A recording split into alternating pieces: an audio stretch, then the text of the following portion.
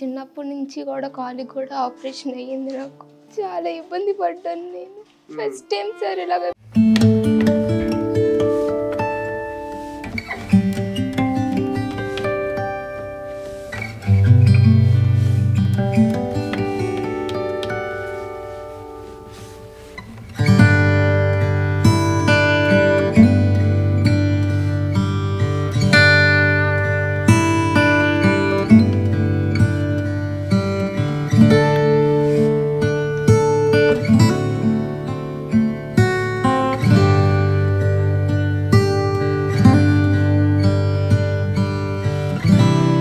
కడుపులో నొప్పి వచ్చింది సార్. కంగారు పడిపోయి బయట నుంచి ట్యాబ్లెట్ తెచ్చి వేస్తాను సార్.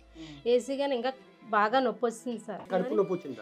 కడుపులో నొప్పి సార్. ఇంత సడన్గా నొప్పి వచ్చేస్తుంది ఏంటనేసి ఇక్కడ మిడికవర్ అని హాస్పిటల్ ఉంది కదా సార్, అక్కడ తీసుకెళ్ళిన వెంటనే వాళ్ళు అన్నారు స్కానింగ్లు అన్నీ తీశారు. భయపిస్తారు సార్, చచ్చిపోద్ది కూడా అమ్మా పాప, అలాగుంది పాప పరిస్థితి అలాగుంది అని అన్నారు సార్. అంత క్రిటికల్ ఎందుకు అయింది దానికోసం? అస్సలు తెలియదు సార్, దేనివల్ల అయింది కూడా తెలియదు. అన్ని తీసి అన్ని చూసాక అప్పుడు పాప పరిస్థితి బాగాలేదమ్మా, చచ్చిపోద్దమ్మా, బతకదని సార్. మేమైతే ఇంకెలా ఏడ్సామో మాకే తెలియదు సార్. అమ్మా ఎలాగా అనేసి ఎంతో ఏడ్సాను సార్.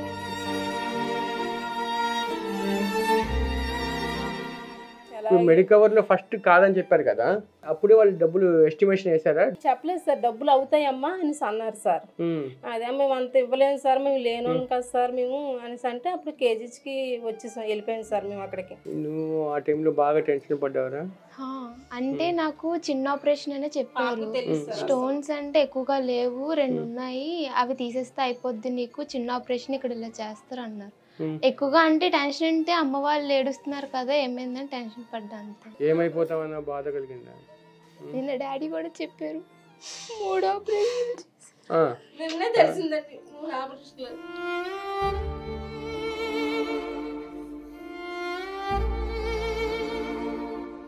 నిన్న చెప్పారు డాడీ నీకు 3 ఆపరేషన్ చేశారని. నేను మరి ఇంకేం చేయను, దేవుడే కాపాడాడు అనుకున్నాను. చిన్న ఆపరేషన్ నీకేం కాదు అన్నారు. సరే కదా అనుకున్నాను. ముక్కులో కూడా గొట్టం పెట్టాను. నాకు భయం వేసింది, ఎందుకు ఇలా చేస్తున్నారు వీళ్ళని.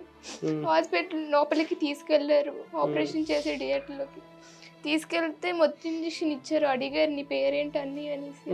నాకు ఇంక వాళ్ళు ఏం చేశారు తెలివేమి లేదు. ఆ మెడికల్ హాస్పిటల్లోనే మీకు అసలు అక్కడే ఉండి ట్రీట్మెంట్ ఎందుకు చేయించుకోకూడదు? అప్పుడు టెన్షన్ వచ్చేసింది మీకు, భయం ఉంటుంది కదా?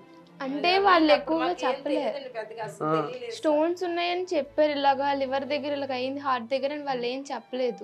ఇలా కేజీకి వెళ్తేనే తెలిసింది అమ్మ వాళ్ళకి. వాళ్ళంతా మొత్తం చూసారు, రిపోర్ట్స్ అన్ని చూసాక చెప్పారు. ఎందుకు అదే మెడికవర్ లో ఆరోగ్యశ్రీ కింద ట్రీట్మెంట్ కుదరదా? అప్పుడు పాప పేరు లేదు కదా సార్. మీకు ఆరోగ్యశ్రీ కార్డు ఉంది, మీ పాప పేరు లేదు. ఫస్ట్ లేదు సార్, లేదు. ఆ తర్వాత మీరు మీ పాప అని చెప్పి ఎస్టాబ్లిష్ చేసే డాక్యుమెంట్స్ వాళ్ళకి ఇచ్చేస్తే చూసారు సార్, పేరు ఆడవట్లేదు. ఆడవుతుంటే ఏదో వచ్చేస్తుంటే మళ్ళీ రేపు రండి అయితే మా ముగ్గురిది సపరేట్గా కార్డు తయారు చేశారు, కొత్తగా ఆరోగ్యశ్రీ కార్డు కొత్తది, మా ముగ్గురిది సపరేట్గా. ఫస్ట్ రోజే నెంబర్ వచ్చేసింది సార్. ఆ నెంబర్ వచ్చేస్తే ఆ నెంబర్ మాకు ఇస్తే ఆ నెంబర్ తీసుకెళ్ళి కేహెచ్లో ఆరోగ్య మిత్రులలో మేడం ఉంటే ఆ మేడం చూస్తున్నాం. ఆ నెంబర్ చూసుకుని ఏం పర్లేదు కార్డు వచ్చేసినట్టు లెక్క, మీకు నెంబర్ వచ్చిందంటే కార్డు వచ్చేసినట్టే. చూసారా ఈ కేస్ స్టడీ చూస్తే మీకు చాలా విషయాలు వస్తున్నాయి. ఇప్పుడు కార్పొరేట్ హాస్పిటల్స్ వాళ్ళు కూడా దండం పెట్టేది ఏంటంటే, ఇదే మీరు కేజీహెచ్ హాస్పిటల్కి పంపించిన తర్వాత వాళ్ళు పేరు యాడ్ చేయించుకున్నారు ఆల్రెడీ అంతని చెప్పి, ఇదే మీరు మీ హాస్పిటల్లోనే పెట్టుకొని ఆ పేరు యాడ్ చేయించుకునే చిన్నపాటు టెక్నికల్ది మీరే చేయించుంటే ఎంత బాగుండేది. ఎంత టెన్షన్ వచ్చి ఉంటుంది వీళ్ళకు డబ్బులు ఉండవు. చూస్తారా వాళ్ళకి అసలు కండిషన్ ఏ విధంగా సార్.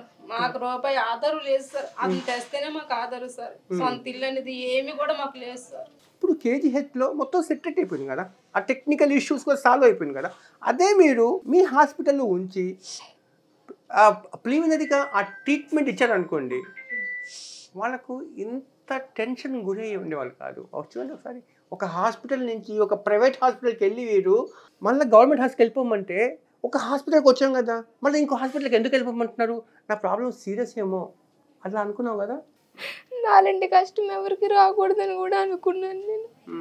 ఆరోగ్య కార్డు మీద ఇలాగ నాకు జరిగింది ఆపరేషన్, అది కానీ లేకపోతే నేను ఏమైపోయేదాన్నో నాకు తెలియదు నిజంగా.